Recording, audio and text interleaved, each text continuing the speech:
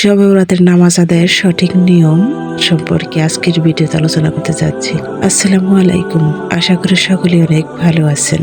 শবে বরাতের রাতে আমরা কিভাবে আমল করব বা কিভাবে নামাজ আদায় করব এ বিষয়ে আজকের ভিডিওতে বিস্তারিত আলোচনা করা হবে। অবশ্যই স্কিপ না করে সম্পূর্ণ ভিডিওটি মনোযোগ সহকারে শুনবেন। শবে বরাতের রাত নামাজ আদায়ের সঠিক নিয়ম ও আমলগুলো। এই শবে বরাতের রাত হলো ক্ষমা, নাজাত এবং আল্লাহর রহমতের এক মহান রাত। শবে বরাত, যার অর্থ ভাগ্য পরিবর্তনের রাত।